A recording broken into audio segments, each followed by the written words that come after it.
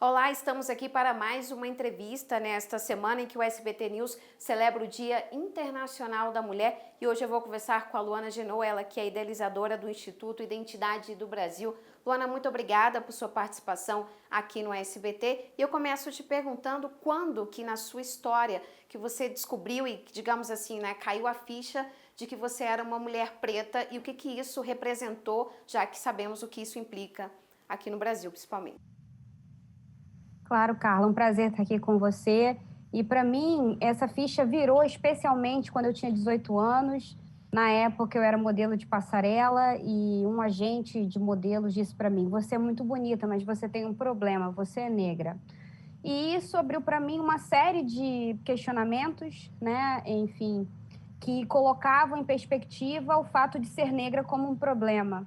Muito mais do que entender esse ato como um ato de racismo, eu também entendi como um apontamento, porque de fato ser negra no Brasil e no mundo ainda é um problema, especialmente no mercado de trabalho. A gente não está falando nenhuma mentira, essa é a verdade, né? Porque nós, mulheres negras, ganhamos menos do que as brancas, nós temos muito menos oportunidades do que as brancas, assim como também acontecem com as mulheres indígenas, ou seja, a nossa cor da pele chega ainda antes da nossa competência. E com essa reflexão, eu entendi que também poderia levar essa pauta para uma luta também na vida profissional, né? Então, faço um mestrado em relações étnico-raciais, também anteriormente fui bolsista da CAPES no programa Ciências Sem Fronteiras, tive a oportunidade, né, a partir de políticas públicas, de estudar raça, etnia e mídia numa universidade nos Estados Unidos e me sinto absolutamente honrada por ter essa oportunidade e também com o dever e obrigação de poder minimamente multiplicar essa oportunidade que eu tive uma vez que voltei para o Brasil. E aí nasce o Instituto Identidades do Brasil para discutir raça e mercado de trabalho. Em suma, a trajetória é essa, né? A gente percebe um problema que é estrutural, ou seja, que vai para além da Luana ou além da Carla, além de mulheres negras enquanto indivíduos, é um problema coletivo e que deve ser visto como algo que toda a sociedade precisa resolver. Ou seja, apesar de nos afetar como mulheres negras diretamente, toda a sociedade perde quando não temos a nossa participação efetiva no mercado de trabalho, em cargos de liderança, trazendo soluções para problemas que a gente vai ter muitas vezes uma visão importante para trazer e apoiar nessa resolução de problemas. Então, todo mundo perde sem a participação efetiva de mulheres negras no mercado de trabalho, especialmente nos cargos de liderança. O IDBR se dedica a mudar as culturas corporativas para a gente poder trazer mais mulheres e homens negros para o mercado de trabalho, em especial para os cargos de liderança. Antes da gente adentrar e falar um pouquinho mais sobre essas dificuldades, até os desafios que a gente tem no mercado de trabalho, eu queria que a gente falasse de um outro degrau que eu acho que é muito importante até para a gente poder discutir mercado de trabalho, que é a educação. A gente sabe que hoje a população negra, ela tem pouco acesso à educação. Você falou assim, olha, eu sou mestrando, a gente sabe que poucas conseguem chegar a esse nível de estudo. Está aí, talvez, a raiz de certa forma, das dificuldades que hoje as mulheres negras enfrentam para acessar o mercado de trabalho, ou seja, esse acesso tardio e às vezes não acesso à educação? Olha, Carla, eu diria que, na verdade, a gente tem várias raízes, né, para essa problemática. Inclusive, eu acho que cabe aqui uma observação importante. Na última década, a presença de pessoas negras no ensino superior, com uma presença aí bastante grande de mulheres, ela praticamente triplicou, graças a políticas de cotas, por exemplo, nas universidades. Esse mesmo movimento, ele não se deu no mercado de trabalho privado. Então, a gente tem aí um contingente altamente capacitado de mulheres e homens negros que se formaram, inclusive, no ensino superior, mas não necessariamente conseguem ter um acesso qualificado ao mercado de trabalho, especialmente nas posições mais superiores, né, ali que ganham os maiores salários. Então, a gente tem aí um gap. Obviamente, em relação ao ensino básico, a gente também tem um gap, uma outra raiz do problema, pensando aí de uma forma mais massiva, que a falta de um ensino público de qualidade também nos afeta em última instância, porque se o ensino público, onde a maioria das pessoas negras está, não é de qualidade, a gente também está falando de um problema aí muito maior que precisa também ser olhado. Além disso, é muito importante dizer que essa massa de pessoas que tiveram acesso ao ensino superior, que são negras, ainda assim não estão nos mercados de maior crescimento, que são os mercados de tecnologia, tecnologia da informação, as engenharias, a medicina. Então, isso também é uma questão. Apesar da gente ter aumentado o número de pessoas negras no ensino superior, a qualificação das áreas onde essas pessoas negras ainda não está direcionada para os mercados em crescimento e onde, com certeza, a gente vai ter os maiores salários na próxima década. Então, são algumas raízes que a gente precisa se endereçar. A gente precisa, sim, de um ensino público de qualidade desde a base, isso para todo mundo, né? Para todas as pessoas de todas as cores e raças.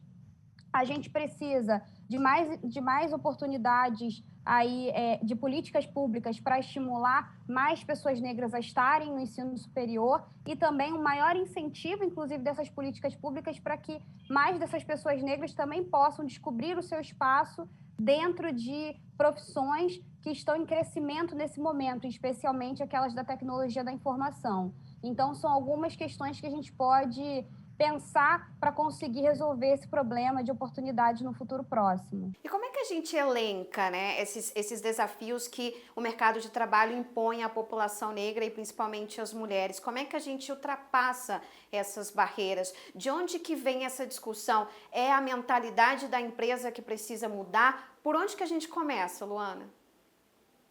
Olha, eu acho que, primeiro, pautando isso na agenda, né? O nível de políticas públicas em relação à promoção da igualdade racial teve o seu investimento reduzido drasticamente, né? Então, a gente precisa, obviamente, investir mais de modo público na questão da igualdade racial, em especial no tocante ao mercado de trabalho. Eu acho que ainda quando a gente vai falar sobre igualdade racial, que é um tópico muito amplo, quando a gente está falando sobre mercado de trabalho, a discussão e o número de projetos de leis e o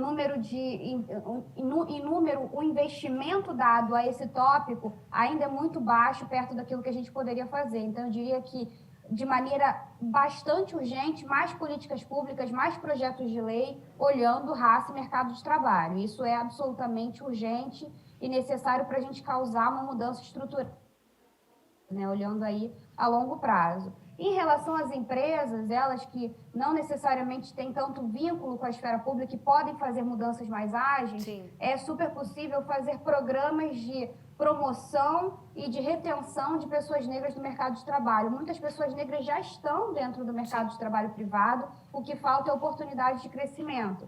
E a gente sabe que quando a gente consegue fazer com que mais mulheres e homens negros cheguem ao topo das hierarquias das empresas, isso acaba inspirando novas gerações a também quererem fazer o mesmo e traçar essa curva, essa espiral de projeção em termos de carreira. Então, termos mais lideranças intencionalmente ali colocadas, obviamente pela sua competência, mas também pela sua cor da pele, porque isso representa algo aspiracional para novas gerações, é absolutamente fundamental. Então, a gente diz para as empresas que ser mais intencional em relação à pauta racial é super importante, especialmente quando a gente está olhando a população negra e indígena. Então, termos mais lideranças ali, mais gerentes, mais CEOs, mais vice-presidentes negros e indígenas, certamente ajuda a criar toda uma espiral inspiracional para as próximas gerações e até reduzir rotatividade, né? Quando você tem um profissional Sim. de base entrando, que ele consegue se ver refletido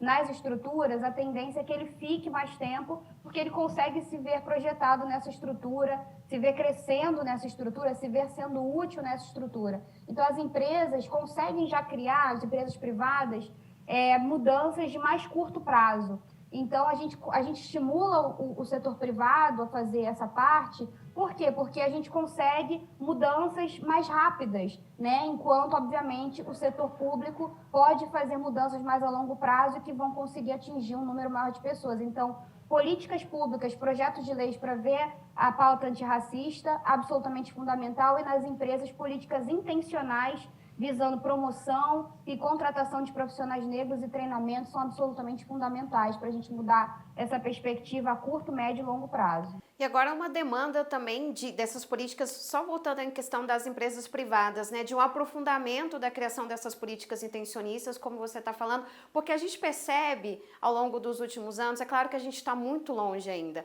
mas a gente percebe que já há um olhar das empresas em relação a essa questão. Mas o que acontece é que talvez as empresas elas ainda não mudaram a chave, reconhecem que é necessário ter essa representatividade, mas ao mesmo tempo às vezes, vamos contratar, e fica ali, vamos contratar, e acha que com isso tem o carimbo da representatividade. Então é isso, tem que haver também, ir além dessa contratação, não é só ter negros na empresa, é garantir que eles possam ter outras oportunidades e alcançar outros postos. Com certeza, Carla. Eu acho que, além de virar a chave, a gente precisa qualificar um pouco mais isso, né? A gente precisa, primeiro, ter urgência, né, em fazer acontecer, então, colocar prazos no que a gente tiver. Precisamos colocar metas, né? Então, metas não só de contratação, mas de promoção, de desenvolvimento dessas pessoas na estrutura da empresa. A gente precisa investir, não dá para fazer isso acontecer de maneira absolutamente gratuita, há de se pagar toda uma rede de profissionais para poder, inclusive, apoiar as empresas nesse aspecto, e nada mais natural do que isso, já que a gente investe enquanto empresas, né, em várias questões, quando a gente quer, por exemplo, implantar um e-commerce ou implantar uma mudança que a gente considera importante, a gente reserva um orçamento para isso. Então, ter metas, prazos, investimentos, ajuda muito as empresas a ir para além de virar a chave. Além de entender que é um problema, é preciso ter um planejamento estruturado com essas metas, prazos e investimentos para ir além de uma contratação que seja muito numérica, mas pouco qualificada, né? Então, você traz os profissionais para dentro da empresa, mas esquece de criar todo um caminho para que eles sejam promovidos, para que esse seja um ciclo contínuo e que daqui a pouco seja, inclusive, tão naturalizado que a gente não precise mais fazê-lo intencionalmente. Mas, nesse momento, a gente precisa ser mais intencional para conseguir mudar essa mentalidade. E quando a gente vê críticas, Luana, a gente viu recentemente uma crítica muito direta a uma empresa, a gente não vai citar aqui o nome, mas uma empresa que lançou um programa para justamente contratar jovens negros e, de certa forma, houve aí uma enxurrada de críticas a essa iniciativa. Você acha que houve aí um problema?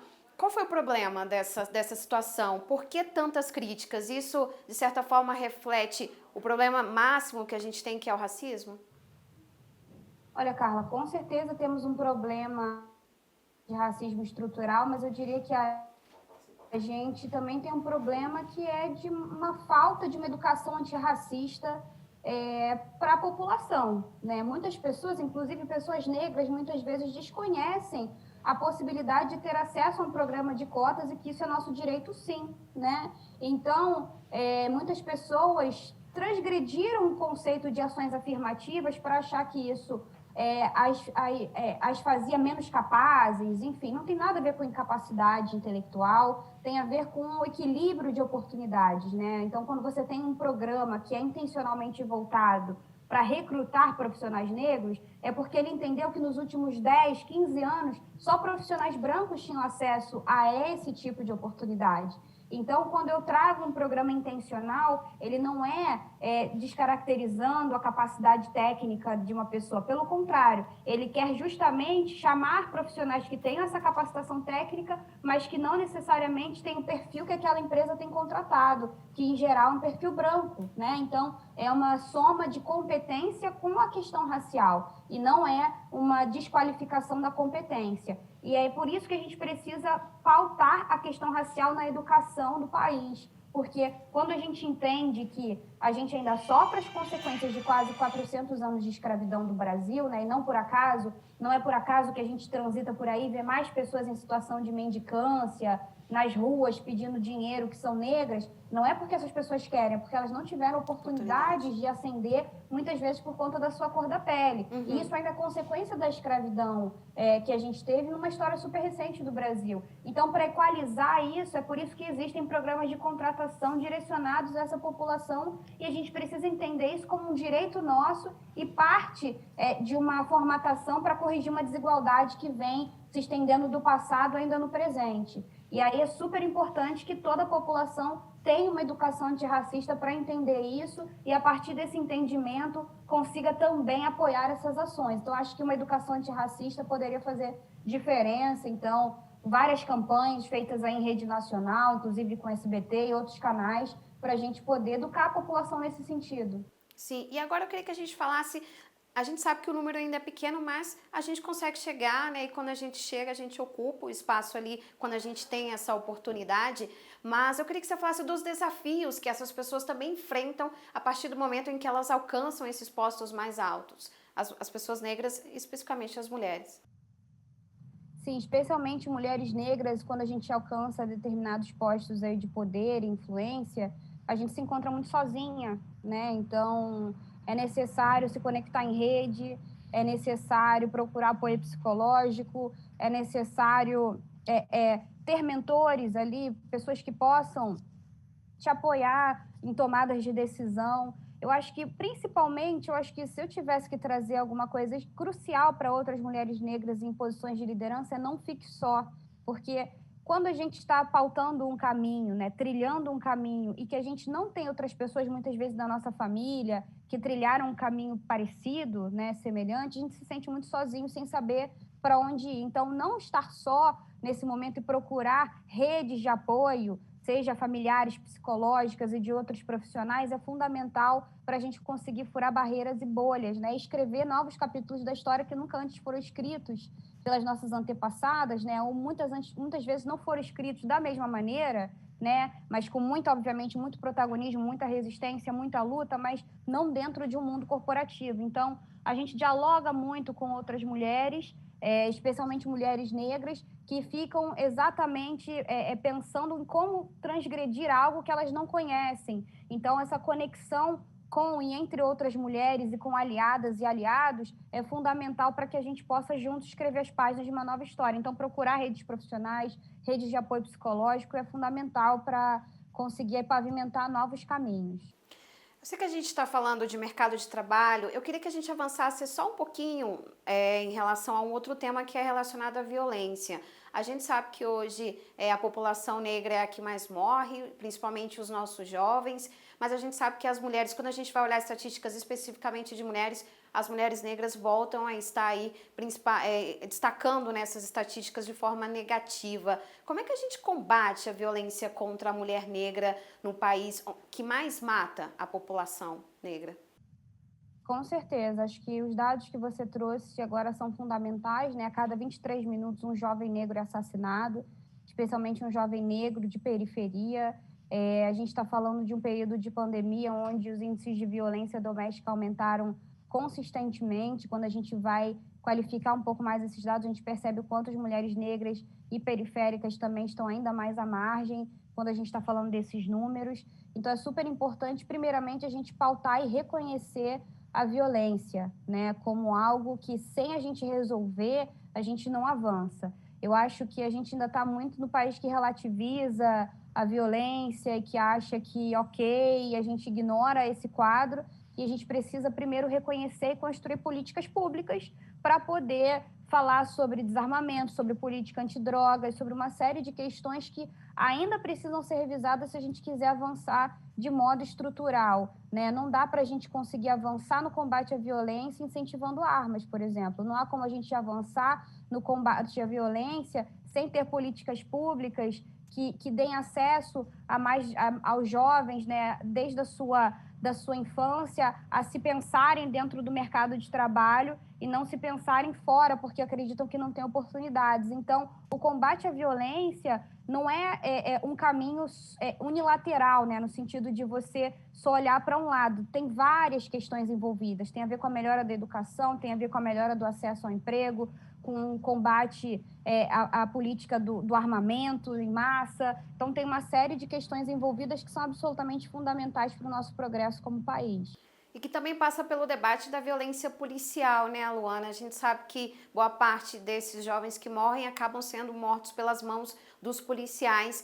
E unindo essa questão, né, dessa violência policial e trazendo um pouco do debate que se acendeu muito no ano passado, né, com o George Floyd nos Estados Unidos. Você que esteve lá nos Estados Unidos sabe como é que é a realidade. A gente está falando de realidades distintas entre Brasil e Estados Unidos, mas que são temas que dialogam, né? A gente lutar contra racismo no Brasil ainda se faz necessário e urgente?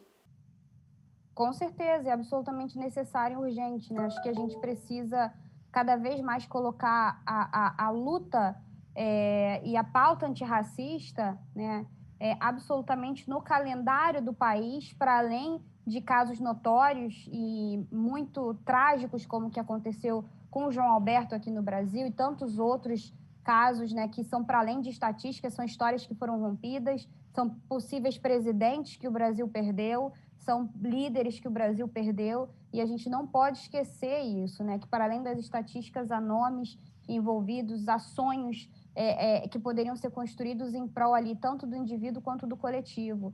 Então, quando a gente pega e faz essa comparação dos casos como de George Floyd com os casos do Brasil, a gente percebe que a gente mata quase 20 vezes mais George Floyd que nos Estados Unidos.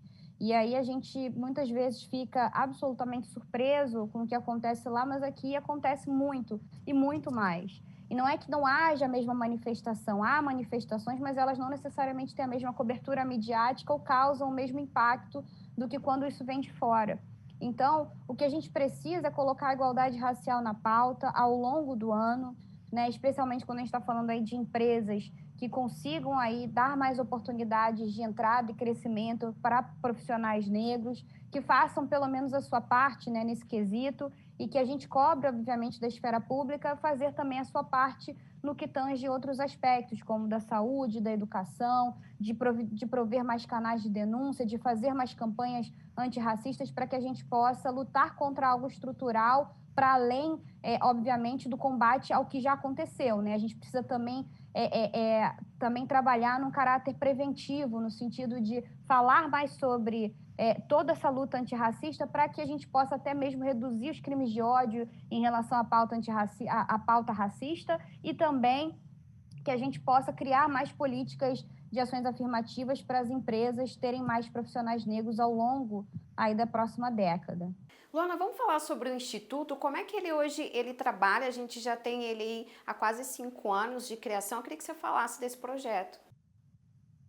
Sim, o Instituto de Identidades do Brasil, ele nasce em 2003 e o Instituto de Identidades do Brasil, ele nasce em 2016, mas fruto, obviamente, de uma caminhada ainda mais longa, né? Desde 2010, pesquiso sobre raça e mercado de trabalho e venho aprimorando esse estudo e depois com mais pessoas ladeando, né? Enfim, lado a lado nessa construção.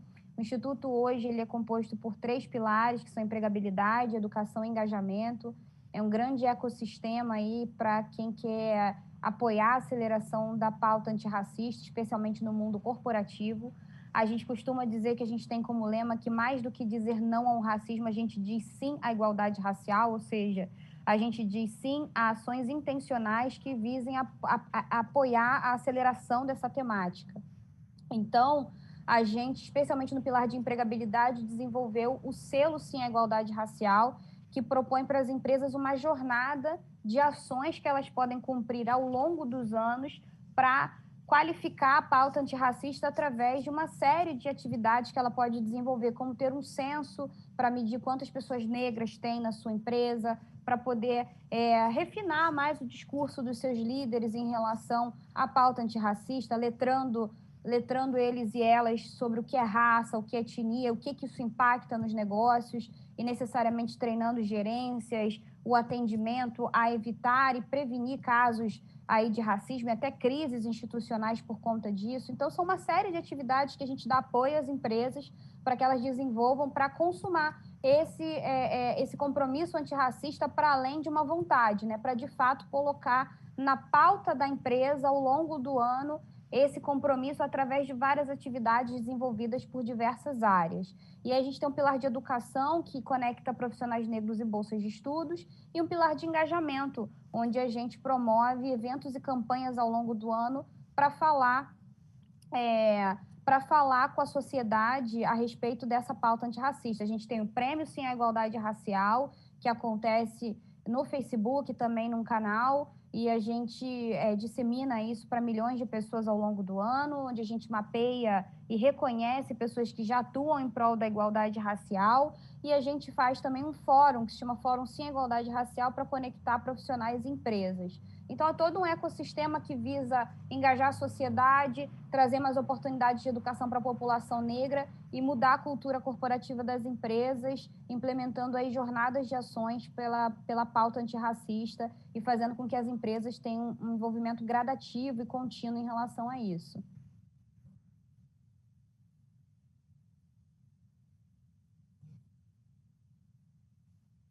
Isso. Quem quiser saber mais pode acessar www.simaigualdaderacial.com.br e também nos seguir em vários canais como o LinkedIn, né, o @IDBR, o Instituto Identidades do Brasil, tanto no LinkedIn, quanto no Facebook, quanto no Instagram. Estamos lá presentes, firmes e fortes para apoiar todas as pessoas que querem apoio, né, para conseguir tirar o antirracismo do papel, né, e colocar ele em ação ao longo da vida, que é importante para todas e todos nós.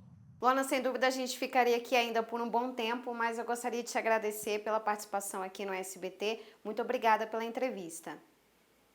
Eu te agradeço, Carla. Obrigada. Você então acompanhou aqui no SBT News a entrevista com a Luana Genot, ela que é a idealizadora do Instituto Identidades do Brasil. A gente vai ficando por aqui, mas fique você ligado que vai ter outras entrevistas com outras mulheres aqui no SBT News.